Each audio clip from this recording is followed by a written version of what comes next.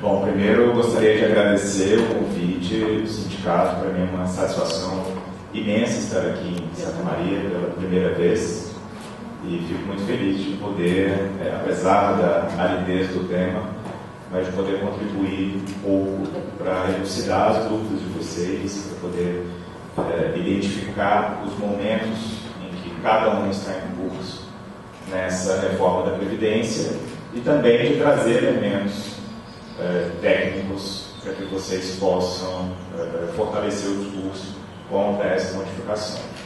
Então, como dito pelo professor, meu nome é Leandro, eu sou advogado do ANDI, Sindicato Nacional, e hoje eu trouxe um slide, porque o tema realmente demanda uma compreensão um pouco mais complexa e quem não tem tanta intimidade assim no dia a dia com essa temática pode se perder, então eu preferi trazer um slide para facilitar um pouco a compreensão de vocês, sem prejuízo, obviamente, de tratar de casos individuais, de analisar as circunstâncias de cada um. Então eu optei por fazer uma abordagem sobre o sistema brasileiro de previdência, como que ele foi estruturado, de que maneira que ele era existente até o momento dessa reforma da Previdência.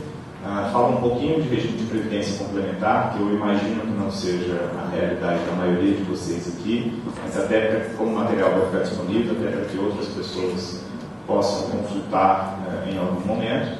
Depois eu falo especificamente da reforma da Previdência, da repercussão dessa reforma para os estados e municípios, daquilo que virá com a PEC paralela, que já foi proposta, e dos pontos mais relevantes no fortalecimento do discurso contra a reforma da Previdência. Então, para poder, eu sei que aqui não dá para ler, mas eu vou trazer essa imagem para facilitar. Nós temos no sistema brasileiro previdenciário 3 regimes. 2 desses regimes são regimes públicos e obrigatórios, e um regime é um regime privado e facultativo. Então, os trabalhadores da iniciativa privada, aqueles trabalhadores seletistas, empregados públicos, detentores de cargo em comissão exclusivamente, são vinculados ao regime geral de previdência, que é gerido pelo INSS. Lá no regime geral de previdência, a gente tem um piso de benefício e um teto de benefício, que varia de um salário mínimo até o teto de R$ 5.839,45 em 2019. Esse regime ele é previsto também para os servidores municipais, desde que nos municípios não exista um regime próprio para os servidores públicos desse município. Mas, de toda maneira, a grande maioria dos municípios brasileiros possui o regime próprio dos servidores públicos e eles não se vinculam ao INSS. No caso dos servidores e, obviamente, dos servidores federais e estaduais também, nós temos um regime próprio destinado exclusivamente para esses servidores. Ele é obrigatório, ele é público, a despeito de ter uma modificação ou de poder haver uma modificação na reforma da Previdência que já foi aprovada, ele continua sendo descentralizado, ou seja, cada órgão, cada departamento de recursos humanos, cada ente da administração pública é responsável por fazer a gestão das contribuições que são descontadas de vocês e do pagamento de benefícios. É possível que seja centralizada essa gestão dos benefícios previdenciários com a criação de um instituto previdenciário para os servidores públicos. Isso está previsto no texto da reforma e possivelmente vai ser instituído. Nós tivemos diversas modificações ao longo dos anos, especialmente afetando o regime próprio dos servidores públicos. Essas modificações aconteceram em 98, em 2003, em 2005, em 2012, enfim, foram diversas modificações que o sistema constitucional brasileiro passou desde a promulgação da Constituição Federal em 88. Essa emenda constitucional 103 de 2019, sem sombra de dúvidas, é a reforma da Previdência mais dura e que afeta de maneira mais significativa a realidade atual dos servidores, sem prejuízo daquilo que aconteceu nas demais modificações. E nós temos, por fim, o regime de previdência complementar, que, como eu disse, ele é de natureza privada, de natureza contratual, e ele é facultativo, ou seja, eu só faço parte desse sistema se eu quiser. Seja para qualquer servidor público, independente da sua data de ingresso, seja para esse servidor que ingressou mais recentemente no cargo público efetivo. Nós temos também a previsão de um regime de previdência complementar para os trabalhadores da iniciativa privada. Os empregados públicos, por exemplo, têm os fundos clássicos de pensão, Previ, FUNCEF, Petros, enfim. E no caso dos servidores públicos, nós temos o FUNPRESP do Executivo. Aqui eu trouxe um apanhado de todas as modificações, o texto comeu um pouquinho ali, mas eu explico, um apanhado de todas as modificações que aconteceram nos últimos anos. Nesse texto aqui de cima, eu tenho a forma como a Constituição Federal ficou depois das reformas previdenciárias que nós já vivenciamos. Então, o texto original da Constituição de 88 previa uma aposentadoria somente por tempo de serviço. Bastava preencher os requisitos de 30 anos de serviço para mulher, 35 anos de serviço para homem, que esse servidor poderia se aposentar. Para os servidores docentes do ensino superior, a gente tinha uma modificação, uma previsão de que eu exigiria 25 anos para mulher e 30 homens para homem. 30 anos para homem. Essa modificação, essa previsão foi alterada por um entendimento jurídico que se construiu ao longo dos anos, e em 1998 a gente teve uma modificação que excluiu da carreira, não é que excluiu da carreira do magistério, mas que excluiu da possibilidade de aposentadoria especial os docentes do ensino superior com essa diminuição de tempo. O valor dessa aposentadoria era feito pela integralidade, pela paridade, ou seja, o servidor conseguia se aposentar recebendo a sua última remuneração, e sempre que houvesse uma modificação da remuneração dos trabalhadores em atividade, os servidores aposentados também tinham esse reflexo. Em 1998, portanto, a gente teve a primeira grande reforma da Previdência. Essa reforma de 98 trouxe como principal ingrediente o incremento de uma idade mínima. Então, passou-se a exigir, no caso das mulheres, 55 anos de idade e 30 anos de contribuição, e no caso dos homens, 60 anos de idade e 35 anos de contribuição. Percebam que já é uma modificação que traz um critério a mais de idade, um critério excessivo em comparação à realidade da época. Então, você exigir de uma hora para outra uma modificação tão significativa, uma idade de 60 anos para homem, é uma modificação realmente impactante. Como essa modificação de idade foi muito impactante, foi criada uma regra de transição que permitia a aposentadoria dos servidores da época quando completassem, no caso das mulheres, 48 anos de idade, no caso dos homens, 53 anos de idade.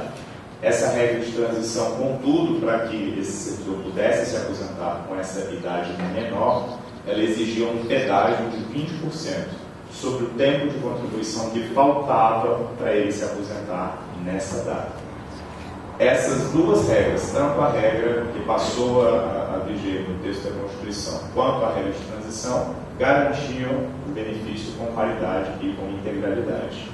A modificação seguinte ocorreu em 2003, 31 de dezembro de 2003, com a emenda constitucional número 41, e essa modificação trouxe uma alteração significativa, principalmente na forma de cálculo do benefício, porque até então nós tínhamos a garantia da paridade e da integralidade, e a partir de 2003 foi excluído do texto constitucional essa forma de cálculo.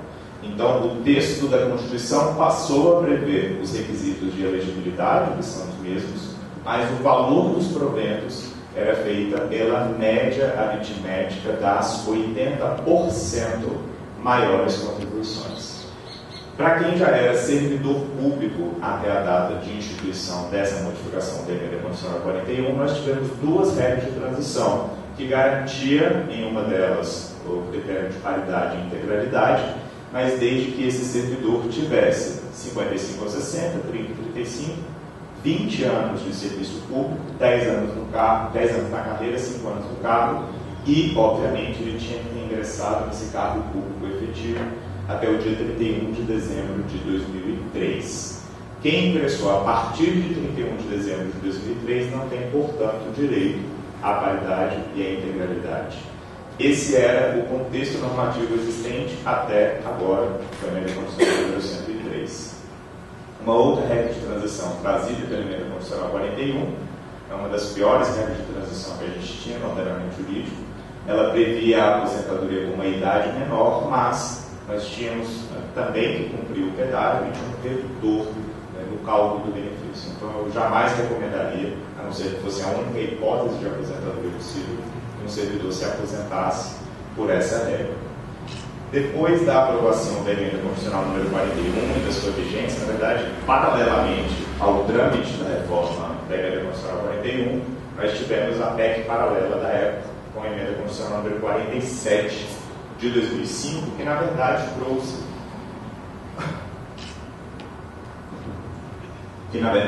uma regra de transição nova para o ordenamento jurídico brasileiro.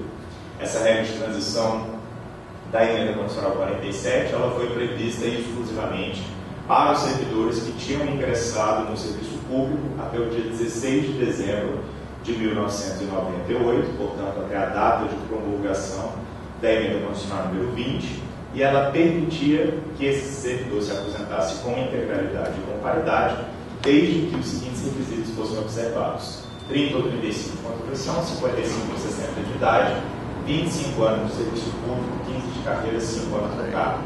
A grande diferença dessa regra de transição da PEC paralela da época é que ela permitia que aquele servidor que tivesse maior tempo de contribuição, além do mínimo exigido, esse servidor poderia diminuir a idade mínima exigida pela reforma. Mas ele tinha que ter obrigatoriamente 30 ou 35 anos de contribuição, pelo menos. Então, o servidor que tivesse, no caso dos homens, 36 anos de contribuição, ou 37 anos de contribuição, ou daí para cima, ele poderia diminuir a sua idade mínima exigida. Então, ele poderia se aposentar, por exemplo, com 59 anos de idade, ou com 58, 57, enfim. Seja para a concessão do benefício em si, seja para o momento em que esse servidor teria direito a receber o abono de permanência. Então, aqui eu fiz um apanhado de todas as regras que nós aplicávamos para os servidores públicos, em especial para os servidores federais.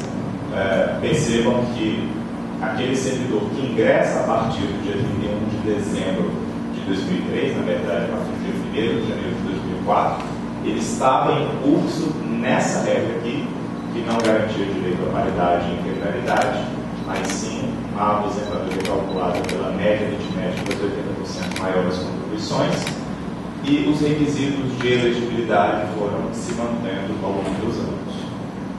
Nós temos uma realidade a partir de 2013 que modifica um pouquinho, na verdade modifica bastante esse cenário, mas não especificamente com relação às regras de elegibilidade do benefício, que foi a instituição do regime de previdência complementar. Lá em 1998, com a emenda constitucional número 20, a emenda constitucional proposta pelo presidente Fernando Henrique Cardoso, foi prevista a possibilidade de que o valor da aposentadoria dos servidores públicos fosse limitada ao teto do INSS. Então, desde 98, existe essa previsão constitucional, essa possibilidade de limitação da aposentadoria do servidor público ao teto do INSS, desde que fosse criado um regime de previdência complementar. Esse regime de previdência complementar ele foi previsto em uma lei de 2012, a Lei 12.618, e ele só foi efetivamente criado a partir do dia 4 de fevereiro de 2013. Então, para todo servidor público que ingressar no cargo público efetivo do Poder Executivo Federal a partir do dia 4 de fevereiro de 2013, nós teremos a aplicação, nós tínhamos a aplicação dessa regra de elegibilidade ao benefício previdenciário, mas esse servidor teria a limitação ao teto do INSS no cálculo do seu benefício. E lembrem que a limitação ao teto do INSS significa que o servidor poderá, no máximo, receber R$ 5.839, de acordo com o teto de hoje. não significa que ele necessariamente vá receber esse valor, vai depender do histórico contributivo dele também. Então, a partir dessa realidade, eu abordo aqui rapidamente o regime de previdência complementar, o FUNPRESP em si. Como eu mencionei, nós temos uma natureza contratual dentro dessa relação.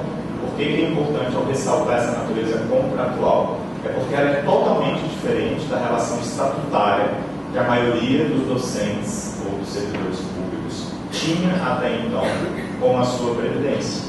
A previdência ela tinha essa relação umbilical com o servidor, decorrente necessariamente do exercício daquele ministério por um tempo determinado, previsto na Constituição, que lhe geraria o direito ao benefício previdenciário.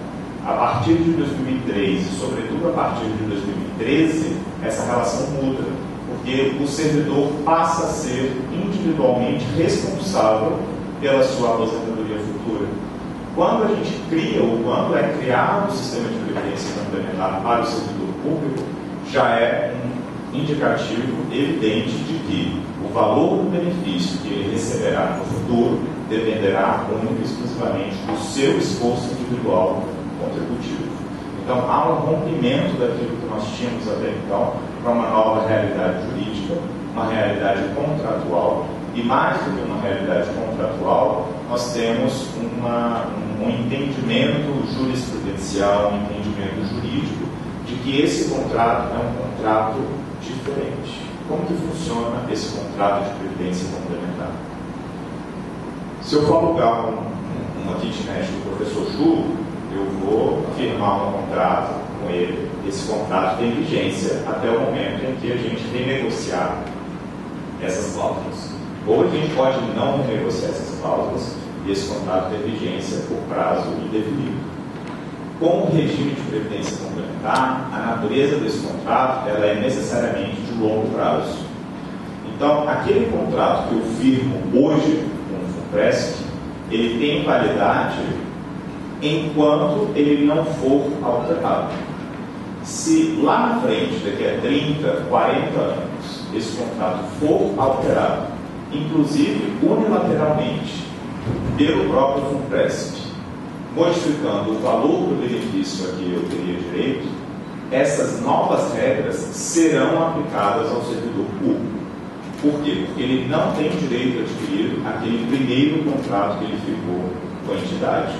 O contrato que vai ser aplicado para esse servidor público, que se vincula ao regime de previdência complementar, é o contrato vigente na data da aposentadoria.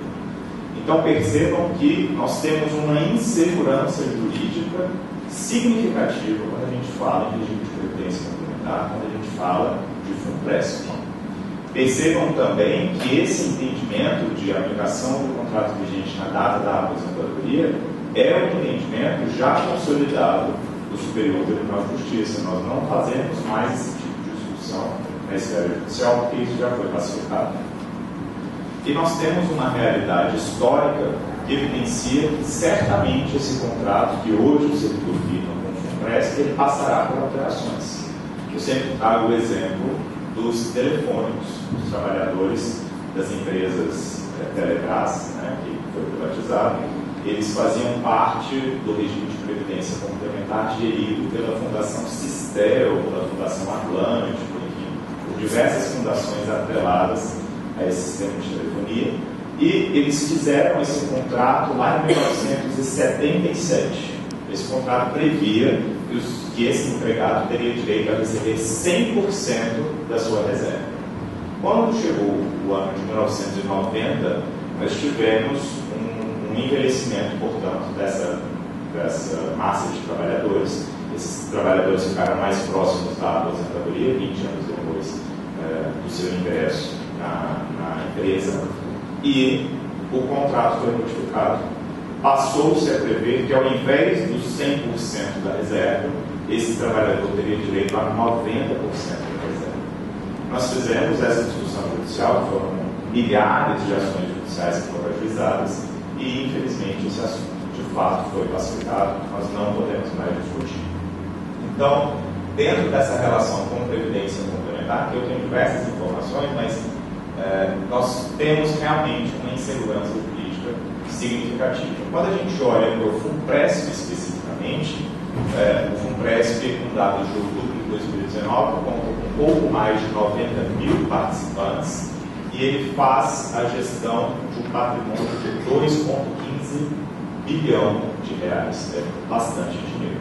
Ele tem obtido uma rentabilidade dos últimos 12 meses de 10,85%, mas o FUNPRESP não dava ninguém ler, nem eu mesmo consigo chegar essas letrinhas, mas o slide foi disponível. Mas cerca de 90% desses 2,15 bilhões de reais está investido hoje em títulos públicos federais. E qual que é o problema de estar investido em títulos públicos federais? É que hoje em dia esses títulos públicos têm obtido uma rentabilidade muito pequena. Como a gente teve uma diminuição da taxa Selic, uma queda da taxa de juros, uma estabilização, com muitas aspas, da inflação, e como esses títulos estão atrelados a esses índices, nós temos uma diminuição, ou temos uma potencial diminuição dessa rentabilidade que a Previdência Complementar tem conseguido historicamente nos últimos anos. Isso significa que, para obter uma rentabilidade maior, essas entidades precisaram correr maior risco. E correndo maior risco, a gente não sabe qual vai ser o resultado. Ele está atrelado exclusivamente ao mercado.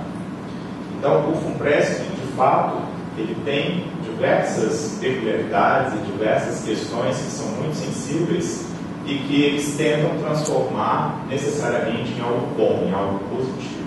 Os principais chamarizes que nós temos hoje para a adesão desses novos servidores ou para a migração dos servidores mais antigos ao FUNPRESP é justamente haver a contribuição paritária do ente federativo.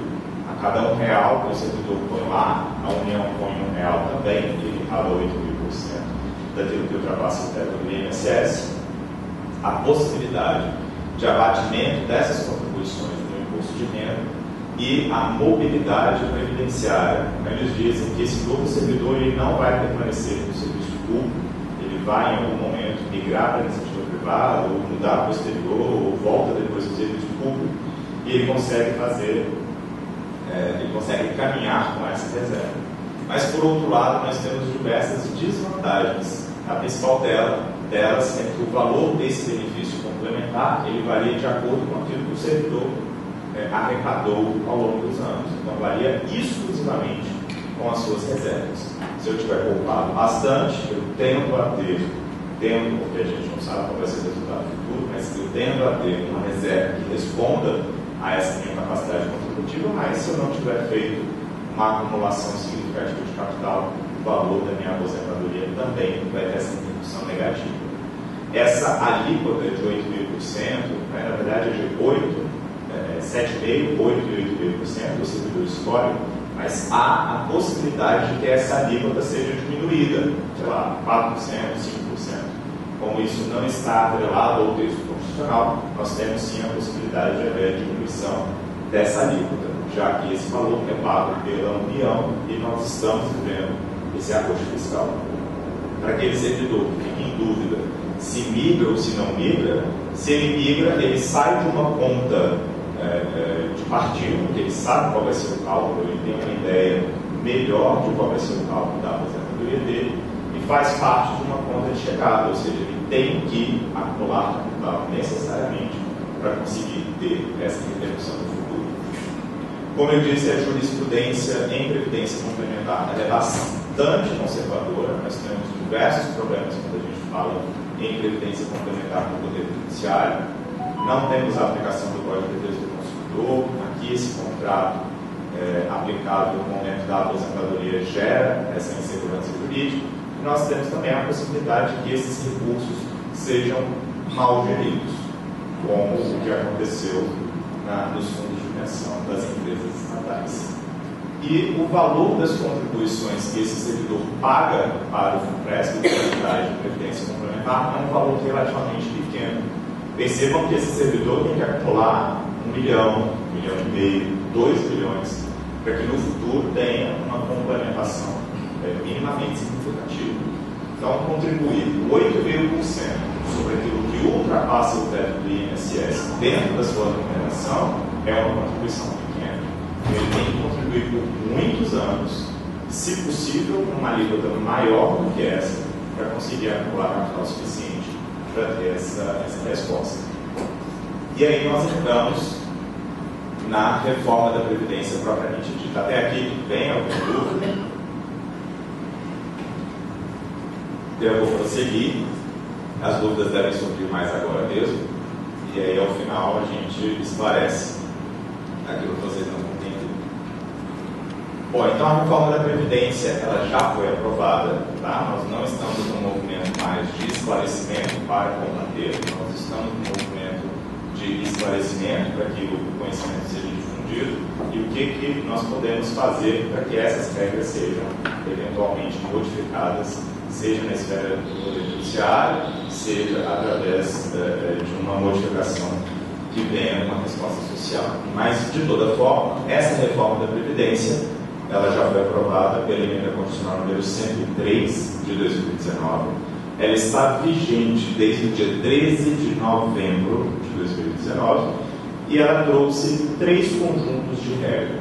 Nós temos as regras de transição, nós temos as regras transitórias e nós temos as regras que só Deus sabe.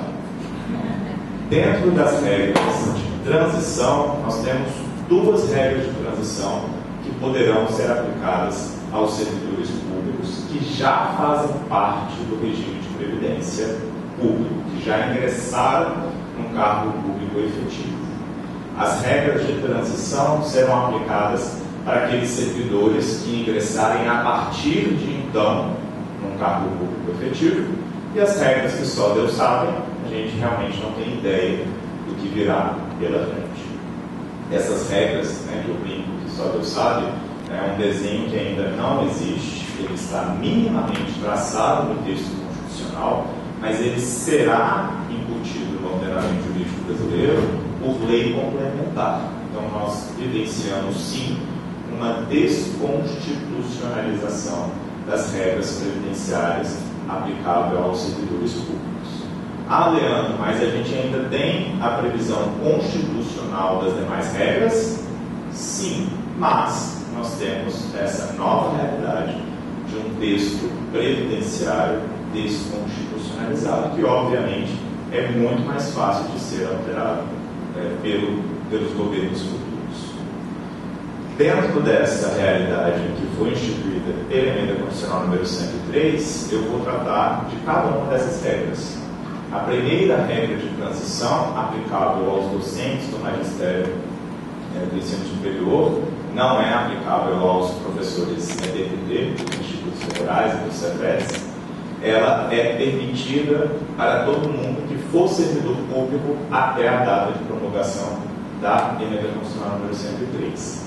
E esse servidor deverá observar os seguintes critérios: 30 ou 35 anos de contribuição para mulheres e para homens, 56 anos de idade para mulher, 61 anos de idade para homem, coloca um asterisco nessa idade mínima, 20 anos de serviço público, 5 anos no cargo em que se der a aposentadoria, e esse servidor tem que atingir o somatório 86-96, também coloca um asterisco.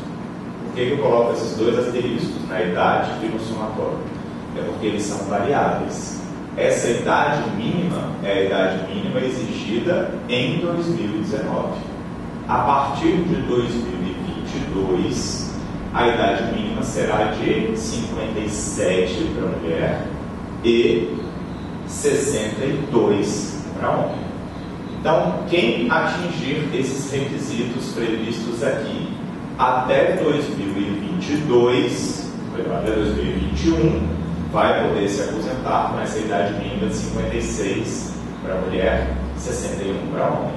Quem não tiver cumprido essa idade mínima até essa data e só cumprir a partir de 2022, vai ter que observar essa idade mínima de 57 para mulher, 62 para homem. Com um detalhe importante: o somatório, o que é esse somatório? Somando os 30 ou 35 anos de contribuição com a idade que esse servidor tiver, ele tem que atingir o numeral 86 para mulher, 96 para homem. Só que esse somatório ele passa a subir a partir do dia 1º de janeiro de 2020. Então, já em 2020, o somatório é 87, 97.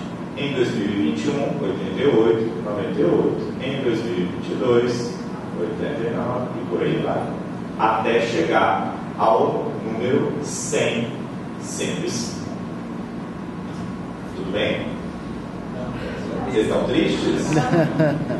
Não fiquem tristes, vai piorar. Então, essa é a primeira regra de transição. Tá? Lembrem que são duas. Então, fiquem tristes, mas tem uma outra regra. Ok? Dentro dessa regra, com esses critérios aqui, independente da data de ingresso do servidor público, seja ele anterior a 2003, posterior a 2003, depois de 2013, não importa, o valor do benefício pago nessa regra de transição corresponderá à aplicação da média aritmética de todas as contribuições, desde julho de 94, data da instituição do Plano Real, até a data da aposentadoria. Então, lá na emenda constitucional 41, a gente tinha a previsão das 80% maiores contribuições. Com a emenda constitucional número 103, eu não tenho mais as 80% maiores, eu tenho todas as contribuições. Significa que os valores que eu paguei lá no começo da minha carreira sobre um salário mínimo, para quando eu dava aula particular, por exemplo, eles vão influenciar o valor da minha média. Ou os meus valores do início da carreira vão influenciar o valor da minha média. Tá? Por que a regra anterior era melhor com relação ao cálculo? Porque se eu calculo pela média aritmética das 80% maiores, significa que eu excluo as 20% menores, que apesar de eu ser de humanas, isso significa que o valor da minha média aumenta. Tá? Agora não. O valor da média corresponderá à totalidade das contribuições que esse servidor fez. Mas não para por aí. Por quê? Sobre essa média, então eu vou pegar todas as contribuições corrigidas, vou somar e vou dividir pelo número de contribuições existentes dentro desse período básico de cálculo. Achei o resultado médio. Sobre esse resultado médio, eu vou aplicar uma alíquota. E essa alíquota varia de acordo com o meu tempo de contribuição. Essa alíquota será de 60% referente a 20 anos de contribuição, mais 2% por cada ano que eu tiver, além do mínimo de 20. Significa que a mulher que tenha 30 anos de contribuição, que é o tempo de contribuição exigido para a mulher, ela vai ter a aplicação de uma alíquota de 80%. E o homem que tiver 35 anos de contribuição vai ter a aplicação de uma alíquota de 90%. Como que eu faço para ter uma alíquota neutra ou uma alíquota de 100%? É fácil, é só trabalhar 40 anos. Então percebam, a regra me exige 30 ou 35, mas ela impõe um cálculo melhor para quem tiver maior tempo de contribuição. Tá? Então, quando é que eu vou me aposentar dentro de uma realidade de um provento maior? Quando eu tiver 40 anos de contribuição. Tá? Aqui, como eu disse, a idade mínima é elevada em 2022 para 57, 62. O somatório é de 100, 105 no máximo, e depois ele vai aumentando de acordo com o aumento da expectativa de sobrevida, e o restante eu falei. Para aqueles servidores, ainda dentro da regra de transição número 1, tá? Aqueles servidores que tiverem ingressado no serviço público até o dia 31 de dezembro de 2003, é a maioria de vocês? Levantem a mão, por favor. Quem ingressou até o dia 31 de dezembro de 2003 e quem ainda não completou os requisitos na regra antiga. Muito bem. vocês que ingressaram no cargo público efetivo até o dia 31 de dezembro de 2003, dentro dessa primeira regra de transição, poderão se aposentar com paridade ou integralidade? Sim. A gente vai ver uma modificação que foi criada na reforma da Previdência. Mas vocês precisarão observar, dentro dessa primeira regra de transição, os seguintes requisitos: mulher, 30 anos de contribuição, homem, 35. Idade mínima da mulher, 62 anos de idade, para o homem, 65. 20 anos de serviço público, 5 anos no cargo. Temos uma outra regra de transição. Tá? Essa regra de transição número 1 exige, portanto, uma idade mínima maior de 62 para mulher e 65 para homem. Tá? Por que eu falei que a integralidade ela é entre aspas? Porque a reforma da Previdência trouxe uma relativização da integralidade. O conceito de integralidade que nós tínhamos até então era que esse servidor poderia se aposentar com a sua última remuneração. Aqui nós temos uma relativização do conceito de remuneração. Então diz o texto que remuneração é o valor constituído pelo subsídio, pelo vencimento e pelas vantagens pecuniárias permanentes do cargo, estabelecidos em lei, acrescidos dos adicionais de caráter individual e das vantagens pessoais. Observados os seguintes critérios: se o cargo ocupado pelo servidor estiver sujeito à variação de carga horária, essa variação na remuneração do servidor público será calculada através da aplicação da média aritmética proporcional. Então, se por um acaso, antigamente, nós tínhamos um cálculo pela integralidade que levava em consideração a última remuneração seca, dentro dessa nova realidade, nós temos um ingrediente que modifica essa integralidade, em especial para aqueles servidores que têm remuneração atrelada à carga horária. E algo que nós não sabemos ainda se vai afetar vocês, porque o texto não é dessa clareza absoluta, mas que há uma potencial interpretação jurídica que eventualmente possa prejudicar os docentes, é que as vantagens pecuniárias permanentes, variáveis por estarem atreladas a indicadores de desempenho, produtividade ou situação singular, também serão calculados de forma proporcional ao tempo exercido. Então, vamos imaginar, espero que eu esteja absolutamente errado, vamos imaginar que a RT que tem relação com essa situação similar eventualmente aqui, passa a ser calculada de forma proporcional até a dedicação exclusiva. Então, naquele momento em que eu fui professor associado 1, durou quanto tempo? 2 anos. Vou calcular proporcionalmente dentro desses 2 anos. Fui associado 2, por mais quanto tempo? 2 anos. Vou calcular proporcionalmente. Então, isso eventualmente pode acontecer. Não sabemos ainda como que essa regra que relativiza a integralidade vai ser aplicada. Tá? Mas é importante que eu faça o alerta para que vocês conheçam. Espero estar errado. Tá?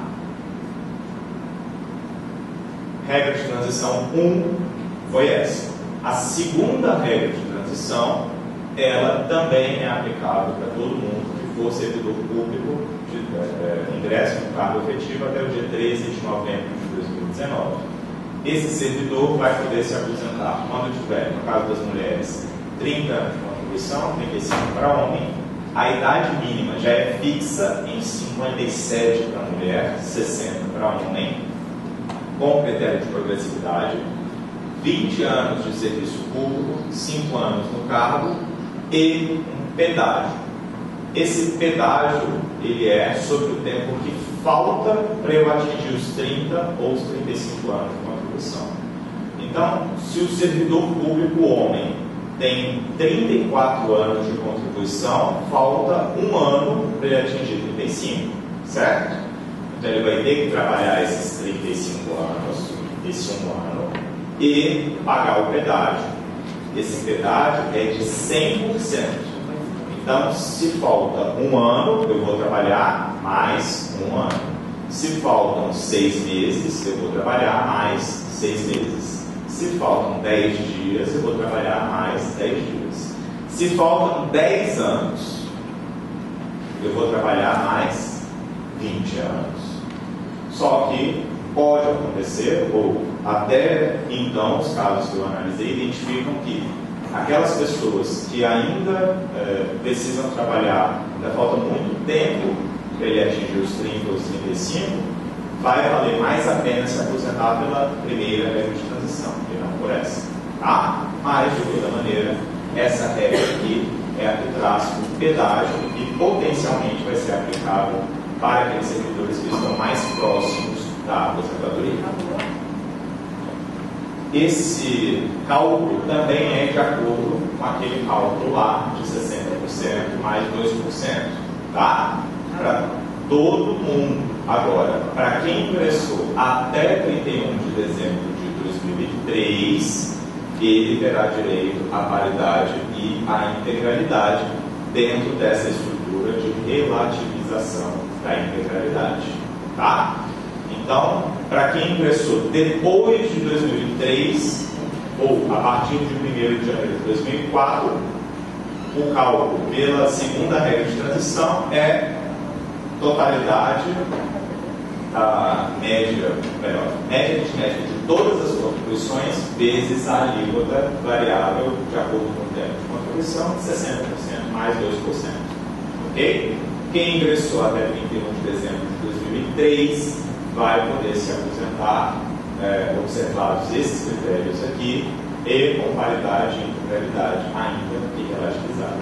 Beleza? Aqui eu trouxe também, não é o caso de vocês, mas como o material vai ficar disponível e vocês eventualmente possam ter colegas dos institutos federais, tem a realidade dos docentes EBPT, com as duas regras de transição, e a regra transitória. Essa regra transitória, ela vai ser aplicável para todo mundo que se tornar servidor público a partir do dia 13 de novembro de 2019, e também ela pode ser uma saída para quem faz parte do FUNPRESP, porque essa regra transitória, ela paga no máximo o teto do INSS. Então, como esse servidor já está em curso no teto do INSS, ele tem mais essa opção aqui, além das duas regras de transição, para conseguir se aposentar. Ele exige 25 anos de contribuição para homens e mulheres, 62, 65 de idade, 10 anos por 5 anos no cargo.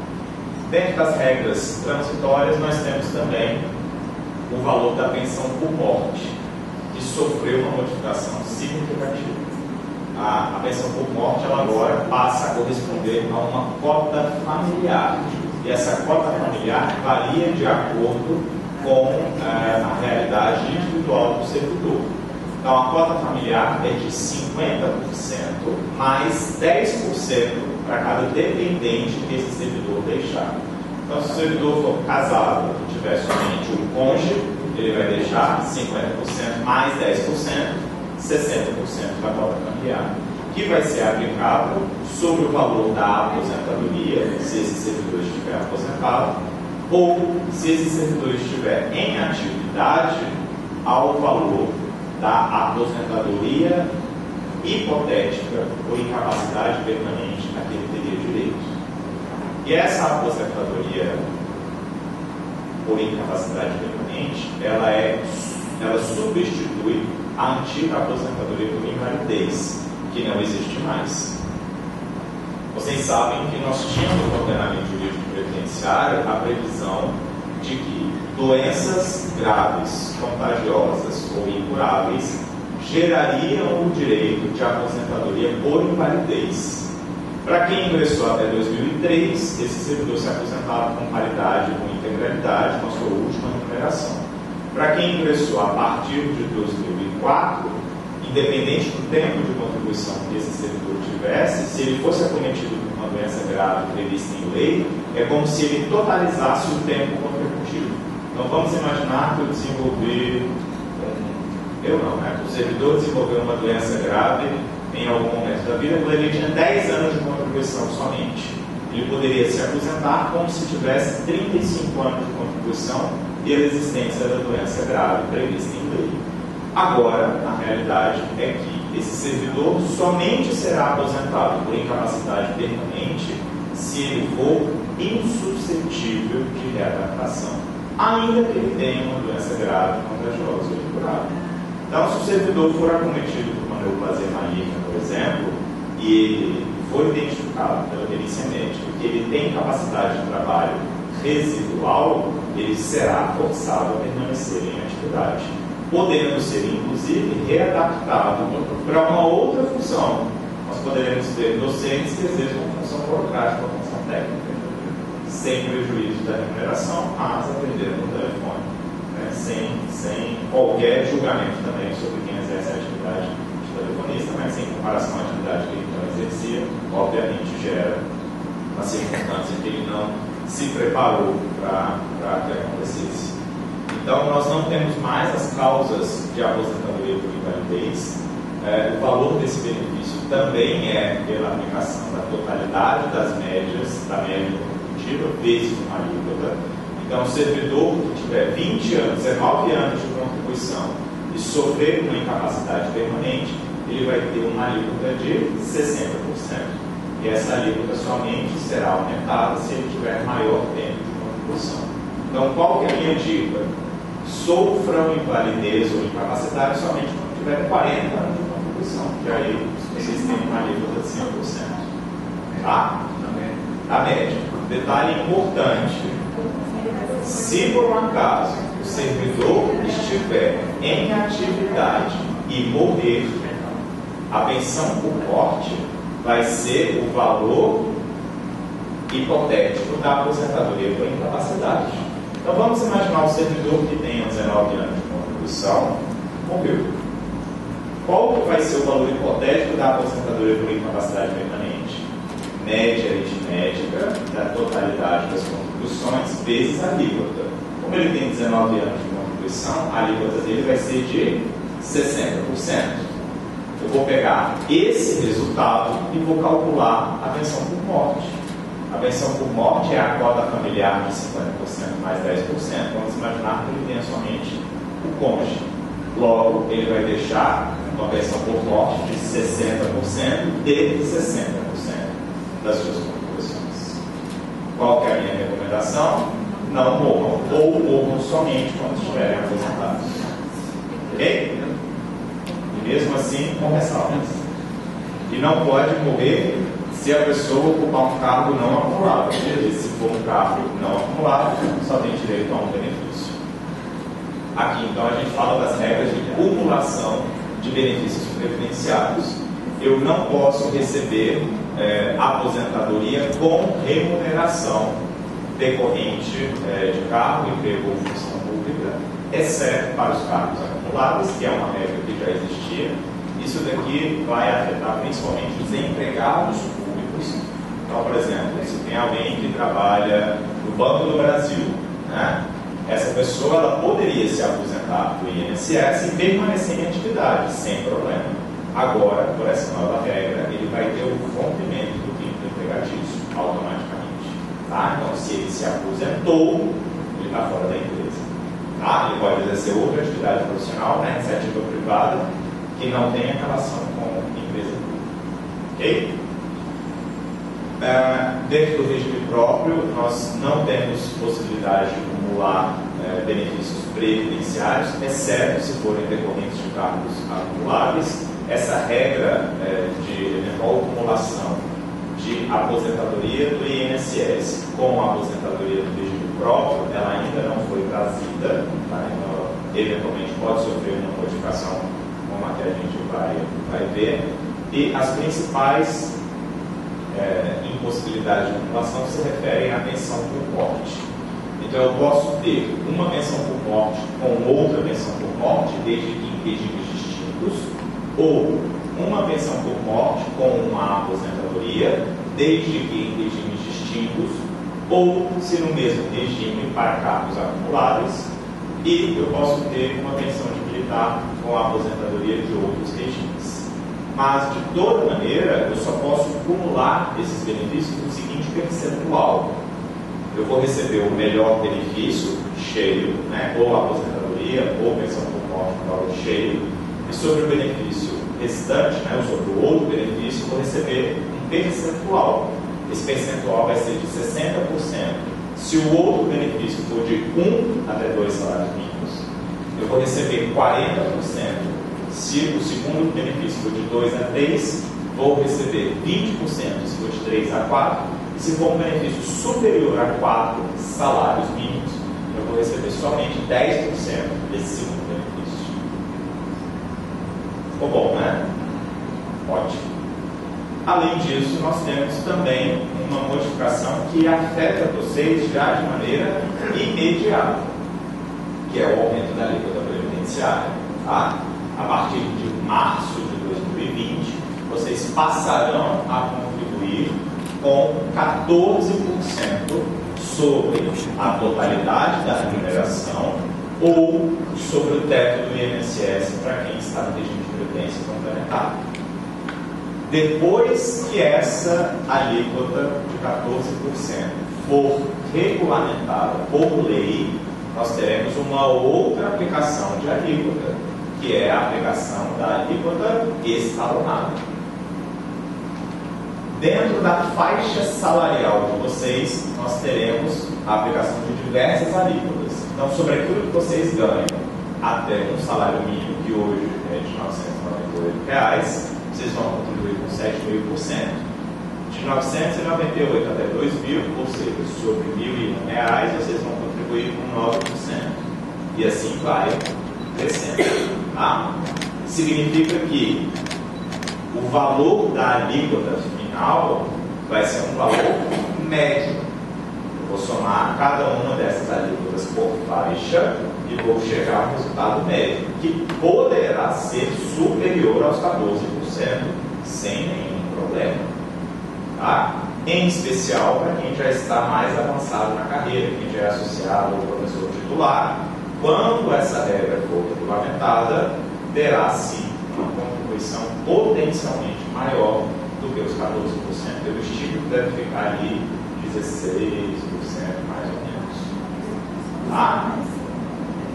Mas a partir de março é 14%. Repercussão da reforma dos estados e municípios. Muito se falou se os estados e municípios estavam fora ou estavam dentro da reforma. Eles não foram incluídos no texto da reforma, mas foi criada a possibilidade de que os estados e municípios adiram ao texto da reforma, inclusive sem alteração das suas constituições. Basta que ele fale: vou aderir às novas regras da reforma da Previdência. Um abraço. Aí essa regra passa a valer para os servidores públicos estaduais e municipais. Nós temos também a PEC paralela, né? Esse texto que eu apresentei para vocês foi a PEC que foi proposta na Câmara dos Deputados, depois foi aprovada na Câmara, foi aprovada no Senado e foi levada à sanção. Nós temos um outro texto, uma outra reforma da Previdência que foi apresentada no Senado.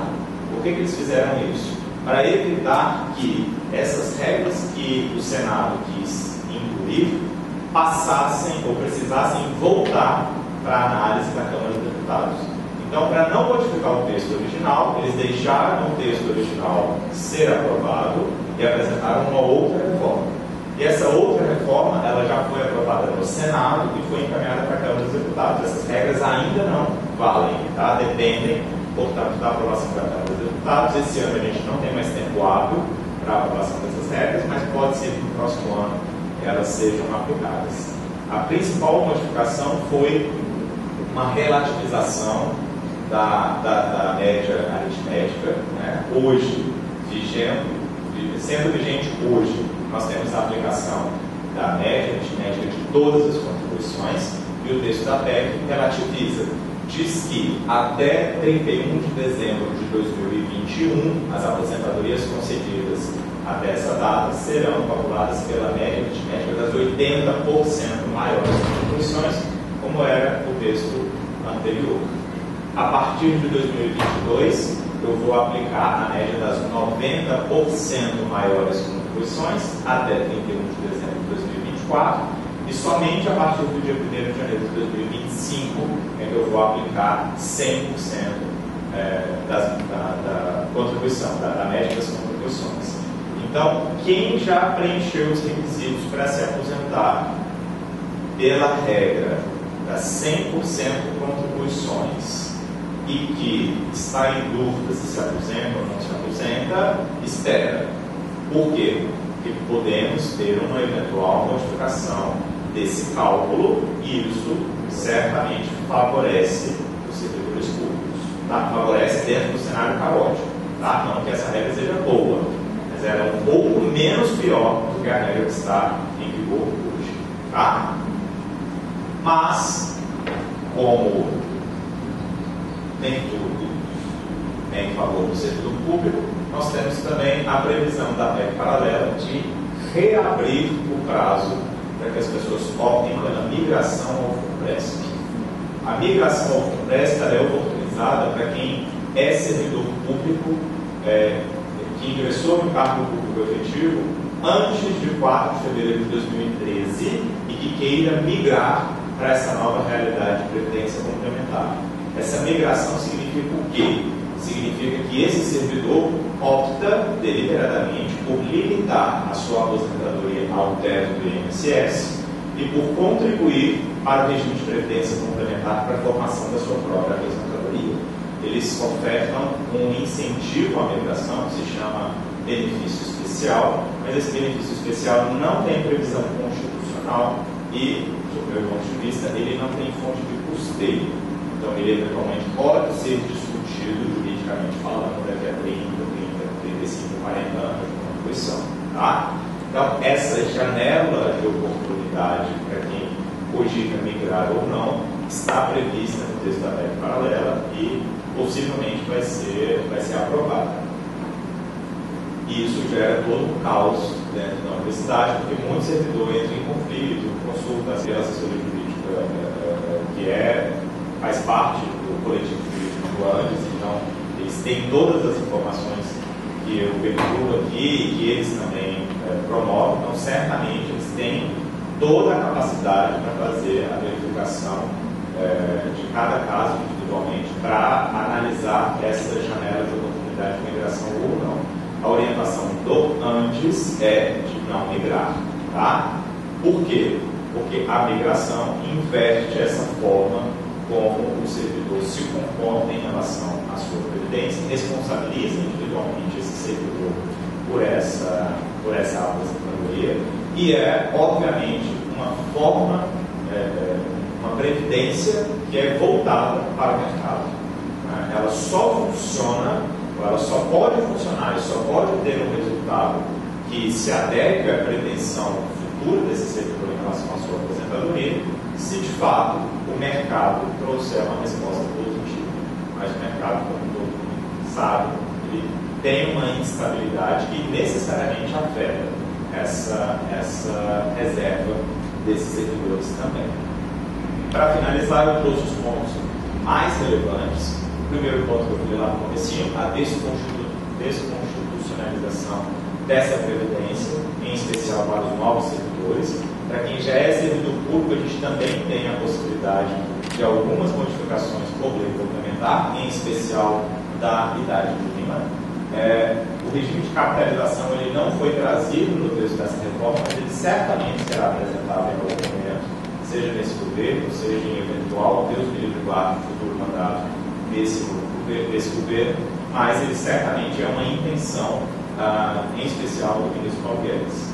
A determinação de que a gestão dessa previdência complementar dos servidores públicos possa ser feita por entidades financeiras, Banco Itaú, XP Investimentos, enfim, isso significa que nós teremos uma concorrência entre entidades.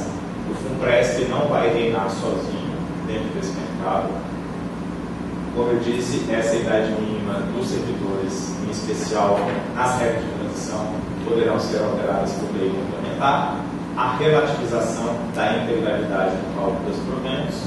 Essa determinação que ela é preocupante, porque nós temos a possibilidade de que as aposentadorias já concedidas ou aquelas que vierem a ser concedidas que utilizaram tempo de serviço poderão ser anuladas. Então, se alguém fez a aberração de algum tempo na sua vida laboral em que não tem havido contribuição sobre esse tempo, ainda que ele seja anterior a 1998, a aposentadoria já concedida ou que vier a ser concedida poderá exigir que esse trabalhador faça a indenização ou poderá excluir ou anular essa aposentadoria. Tá?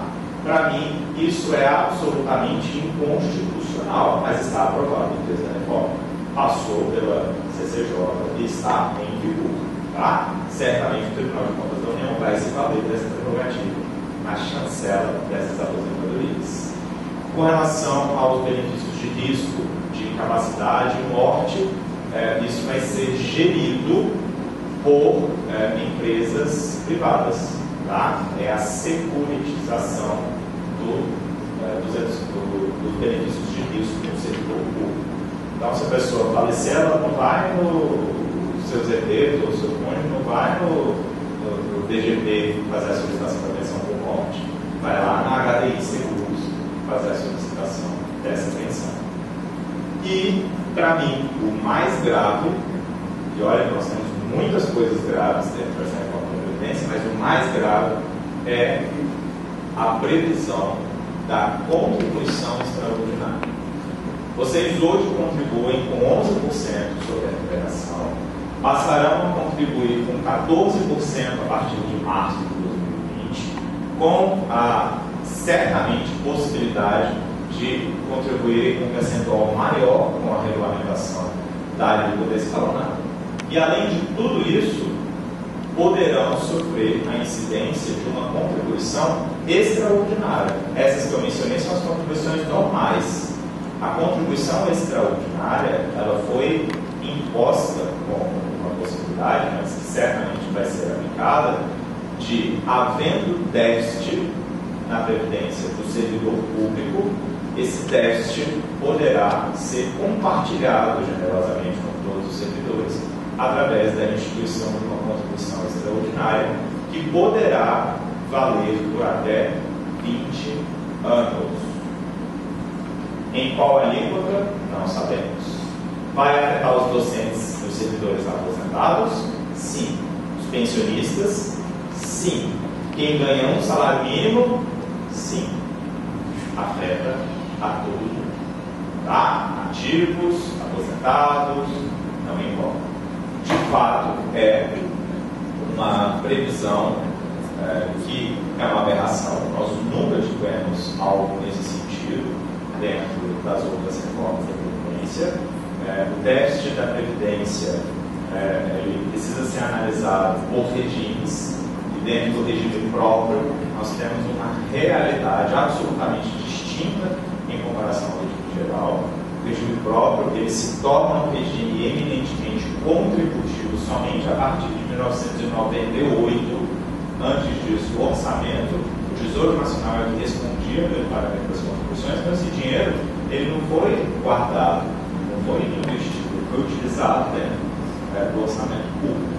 Então, de fato, nós temos, sobretudo em municípios menores, em estados que têm uma dificuldade de gestão, uma realidade em que há déficit dentro do regime próprio dos servidores públicos. Tem uma discussão ali se temos ou não tem, não vou entrar nesse tema. Mas, de toda maneira, há sim essa possibilidade de instituição dessa contribuição extraordinária para todos vocês, e somente para servidor público. Tá? E diante de todo esse cenário, só me resta desejar boa sorte.